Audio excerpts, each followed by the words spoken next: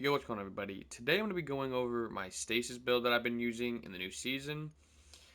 With the buffs that they've added to a lot of this and the artifact mods, this build is actually pretty insane now.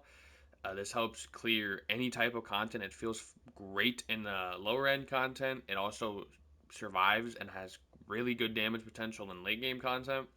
So this is really perfect for both type of play styles. The reason why is Mask of Bakris. This basically makes it so your dodge becomes like a really long shift, so you have a really long time of invulnerability, and your stasis and arc weapons now get a stacking damage bonus up to 3 every time you dodge with it. And when you have that buff and you get a kill, it will refresh your dodge.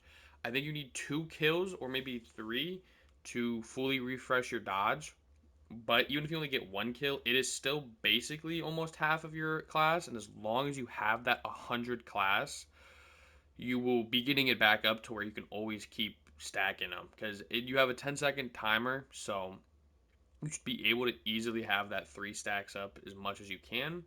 Now, obviously, the arc and stasis helps Graviton Spike feel even better than it already is.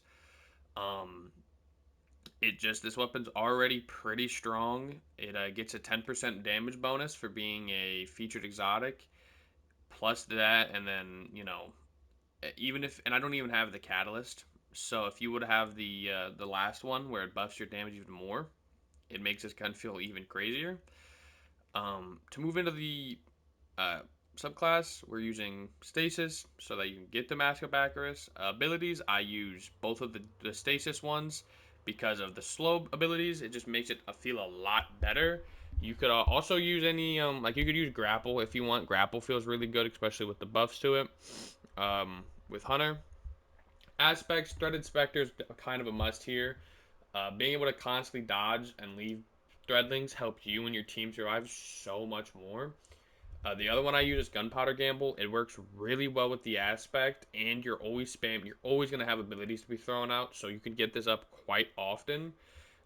During late game content, you don't get it up as much, so if you really like stylish, you can use it. But again, I think survivability is so already great with this build, to where you don't really need it. Moving to fragments, Facet of Protection is great. Just gives you that 15% damage negation. Facet of Dawn, you're always going to have that melee, so you're basically always going to be radiant, which is just an inherent damage boost, so which is great. Facet of Ruin's interesting. It makes it so your stasis crystals make it and shatter more. I don't know if this is that great. The big interchangeable one is this one. You could easily change this one out for Facet of Purpose, which just helps you have your frost armor up all the time. But if you're able to start stacking those stasis crystals, this is really, really strong. Facet of Balance helps you so that you're always getting that grenade up. If you're using light, you get your melee, but you don't need your melee. You always have it. But this just helps get your grenade up super, super fast. Facet of Hope makes it so when you ever have that radiant or frost armor, which you will always have, you're getting your class ability back. So that just helps again with keeping that Mask of Bakris stack up. And the last one I have is Facet of Devotion. This helps a lot with me getting the light transcendent up so that you can go transcendent, because this build does fall a little flat with light. So this just helps out a lot. Now, if you are going to use a light ability, Facet of Courage is great because again, you're always darkness debuffing. So if you do use like a grenade or something, this is pretty great. This works very, very well and feels good to use. So if you were to like use the abilities, definitely have this one. But that is that for the subclass. The real reason that this build excels is because of the artifact. The artifact has so many things you can use with it, and it's honestly great.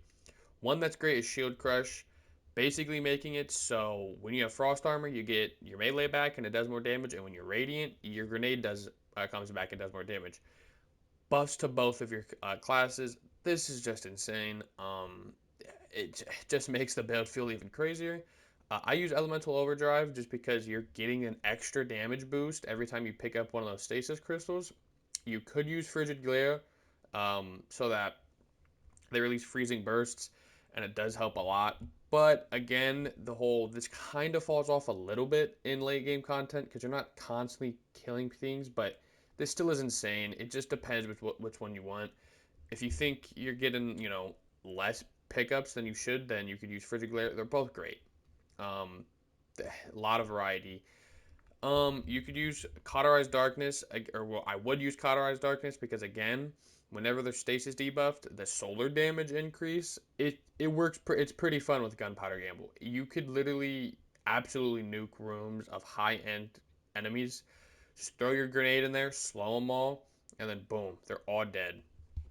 Another one is elemental coalescence.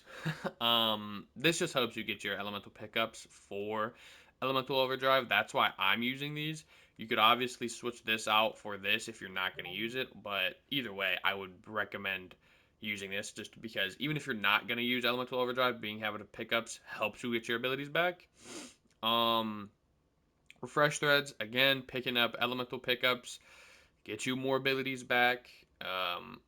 Same thing with this. Granting allies an elemental buff gets class ability. If you're using anything with like heal clip or radiant dodge, anything like that, it'll get. Now, obviously, this build doesn't, but well, you could use heal clip or whatever. But giving your teammates frost armor works. There's a lot. This is almost always active, and again, giving more class ability, continue stacking. One with frost, same thing. When you frost armor up, your gun feels better. It gets reload speed and stability. It's nothing crazy, but it just makes the gun feel better. Now I do know that you could use frost renewal here. I just don't like it that much. Like you have so many other crazy artifact perks that I don't think it's that great. Being able to just freeze enemies when you're low health. I mean, it gives your frost armor to teammates, which is fine, but like I don't like having to be low health for an artifact perk to do something, but because there's just way too many really, really good things here that there's just no reason for me to use it.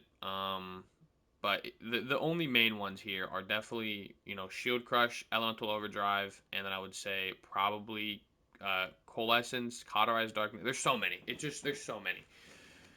The artifact works super well right now with Stasis, and it just makes this build feel great. You could also have fun with Lord of Wolves. I do know Lord of Wolves works really well with this. I haven't used it that much. I used it, I think, one time. But basically, you just dodge an enemy, obliterate them, dodge the next one, and they literally can't do anything, and it's kind of hilarious. Um, I mean, Lord of Wolves is already one of the best guns in the game. Being able to maximize it feels really, really fun. But you can use so many different guns on this build. I mean, I like the heavy. I like stacking Stasis heavy machine gun just because it makes it feel better. But yeah, moving into the armor, the main stat you want, to be honest, is class. I think class is probably just the most important one. I know it seems a little redundant. You have so much class ability coming to you, but I like that just so you could. Oh shit! I like it so you could just always have your class up. Even if everything goes wrong, you have no class ability coming back, you still only have 19 seconds to wait. It's not that long and that punishing if you break the loop, but it still feels great. The overshield you get for the 200 isn't that noticeable. I know I only have it at 3 right now, but I was playing with this at about 140, 150. It's noticeable, but I just don't think you need it. Another one I'd say is just weapons. This is probably going to be on any build ever, really, unless it's like a pure ability build. Just because 15% damage is great, and then the heavy damage it stacks is great. The bricks are fine. Um, the extra primary special damage, again, it's fine. It doesn't stack, it doesn't go that crazy to where, but again, this is one where you're always going to want super, super high in any build. But over 100, it falls off. So, I mean, it depends. But still, I mean, and then other than that, I think health is great just because, again, being able to have health per orbs can be really clutch.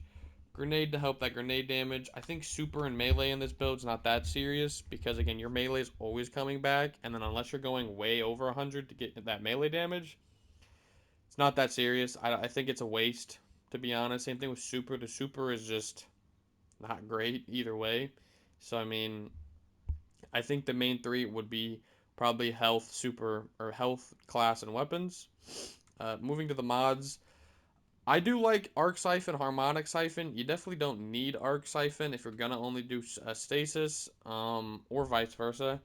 But I like it just because if I'm using the hand cannon, it'll also get final blows. I have heavy ammo finder, firepower, which is pretty great because any type of enemies that get killed, obviously by the grenade in that big grenade field, will drop orbs of power. I like grenade font. You're always gonna have armor charges, so any type of font that you can slide into basically is just a guaranteed increase. Now I actually don't know how much fonts do, like I don't know how they stack number wise, so stacking fonts could be good, but I don't know how much of a deterioration it is. Resistances on your chest piece, legs, harmonics, scavenger, whatever, but the stasis weapon surges I would heavily recommend. You either want to run Stasis or Arc or whatever you're running. But again, you're always going to have armor charges. This build generates so many orbs where it's just insane. So, excuse me. But having just two armor charges, or if you want to have like Arc and Stasis, it buffs everything. And it makes your guns, again, feel even better. Class ability, Reaper's great because obviously you're using your class ability all the time, so you're always spawning orbs going into it. Class font, same thing. It just helps you get that class up so that, you know, if you're below 100, this will push you closer to that 100. And then for me, I'm over 100, so it just helps me get even a little bit more. I have powerful attraction just because I love being able to dodge everywhere and just pick up orbs. It's one of my least favorite things to do is while I'm doing my gameplay loop, running around for orbs. But the I would say the only one that you really need on this one is Reaper. Reaper is kind of a must, but the other two are just whatever.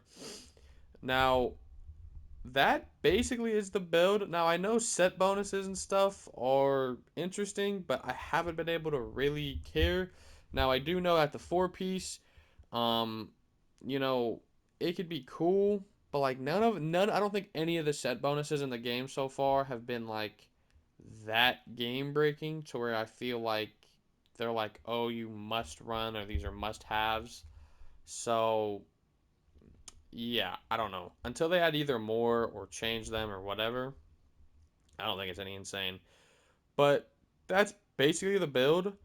Um, I've been enjoying the build a lot. I hope you guys enjoy the build too. It's super versatile. You can use so many different weapons and everything, and it's Prismatic Hunter, which is obviously still just running everything.